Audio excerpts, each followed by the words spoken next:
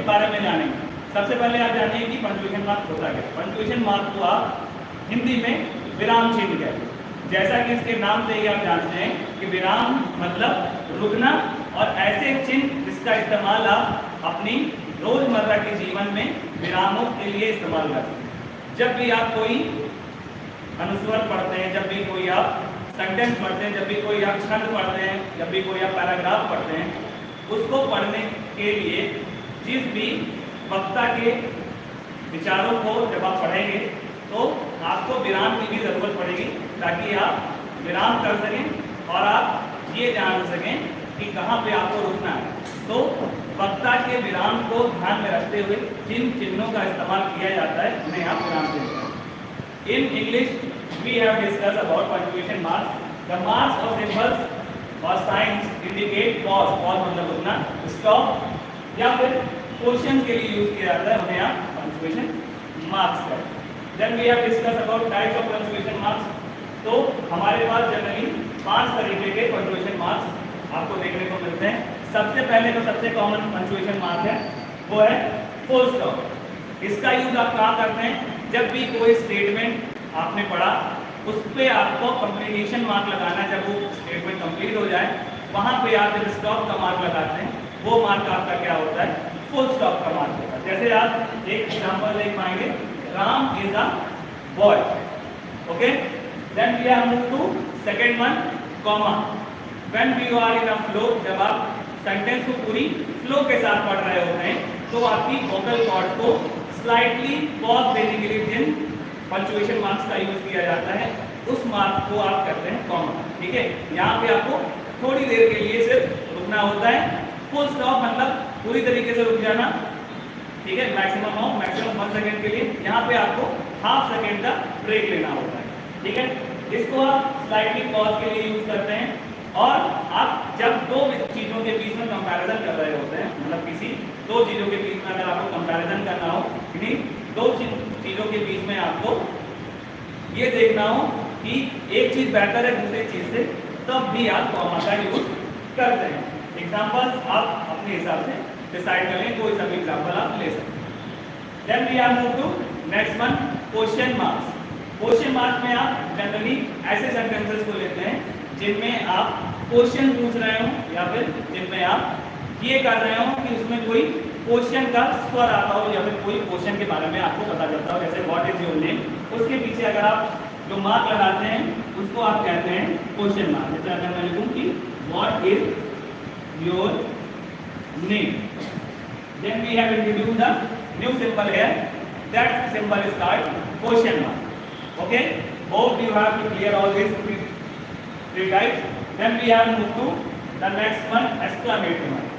ठीक है, exclamatory marks के बारे में आपने, exclamatory sentences के बारे में आपने पढ़ा होगा। exclamatory sentence के बारे में आपने पहले पढ़ा है। उसी सेंटेंस को इंट्रोड्यूस करते हुए, उसके बारे में बताते हुए आपको बताया जाता है कि एक्सक्लेमेशन मतलब जब कभी भी आपके सेंटेंस में आपको सरप्राइज, कोई जॉय, कोई एंगर के बारे में पता चलता है, उन सेंटेंसेस को अलग से कैटेगराइज करने के लिए एक्सक्लेमेटरी मार्क का यूज किया जाता है। जनरली ये मार्क आपको ऐसे दिखाई देगा, इसमें आपको एक लाइन दिखाई देगी और उसके नीचे एक पॉइंट दिखाई देगा। ये आपका किस चीज के लिए यूज किया जाता है? सरप्राइज, कोई सडन सरप्राइज मिल रहा हो, कोई जॉय मिल रहा हो, कोई एंगर मिल रहा हो, कोई सडन शॉक मिल रहा हो, वहाँ पे आप इन चीज़ों का यूज करते हैं। एग्जाम्पल्स आपका कोई भी हो सकता है, आप कोई भी एग्जाम्पल ले सकते हैं। जैसे आप लिखिए, hurray we won the match.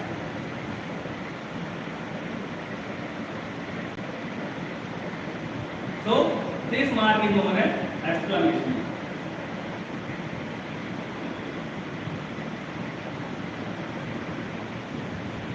Then inverted comma, काफी कॉमनली यूज किया जाने वाला पंक्चुएशन मार्क ये भी है। जब भी आप कभी सेंटेंसेस में कोई ऐसी चीज देख रहे होते हैं जिसमें आपको स्पीकर के एक्चुअल वर्ड को इंट्रोड्यूस कराना है, स्पीकर के एक्चुअल वर्ड्स को बताना है सेंटेंस में कि स्पीकर ने एज इट इज यही वर्ड बोला था, वहां पे आप किस बात का यूज करते हैं? वहां पे आप पंक्चुएशन मार्क जैसे इन्वर्टेड कॉमा का यूज करते हैं। ठीक है, ये 2 तरीके का हो सकता है, सिंगल हेडेड भी हो सकता है, डबल हेडेड भी हो सकता है। सिंगल हेडेड का इस्तेमाल हम थोड़ा कम फोर्सफुली सेंटेंसेस के लिए यूज करते हैं। डबल हेडेड इन्वर्टेड कॉमा ज्यादा फोर्सफुली सेंटेंस में ज्यादा जोर देने के लिए यूज करते हैं। स्पीकर के एक्चुअल वर्ड को कोट करने के लिए जिन पंक्चुएशन मार्क्स का यूज किया जाता है उन्हें आप क्या कहते हैं, डबल इन्वर्टेड कॉमा के अंतर्गत रखते हैं। जैसा कि हमारे पास एग्जांपल है कि he said I have no money, उसने ये कहा कि मेरे पास पैसे नहीं, ठीक है। तो इसमें जो स्पीकर ने एक्चुअल वर्ड कहा था कि मेरे पास पैसे नहीं है, वो यहाँ पे डबल हेडेड इन्वर्टेड कॉमा के अंदर लिखा हुआ है। Then last but not the least apostrophe. Generally apostrophe relations बताने के लिए यूज किया जाता है। आपको जनरली एपोस्ट्रोफी वहां पे देखने को मिलेगा जहां पे आपको स्पीकर या फिर कोई ऐसी चीज से रिलेशन बताया जाएगा जिसमें जो स्पीकर कह रहा है उससे उस चीज का रिलेशन होगा, उसमें उसका पोजीशन होगा। Sorry, I have use the term position.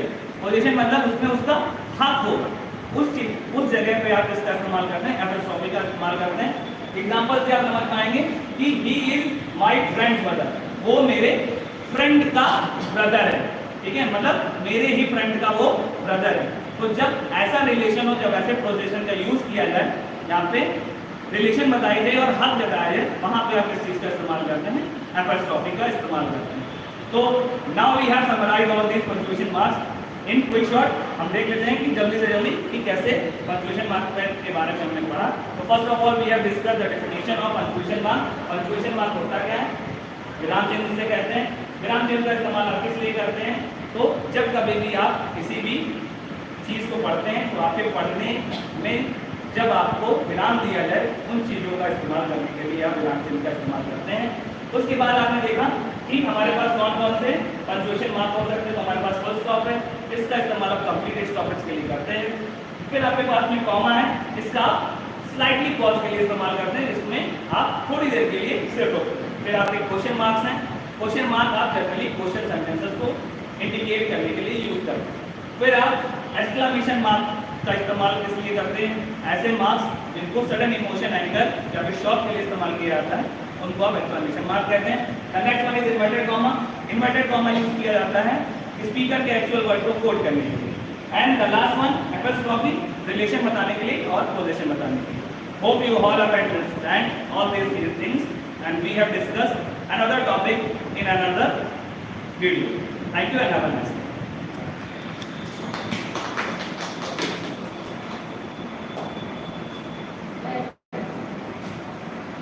आपने तो बोला था 2 मिनट का होगा।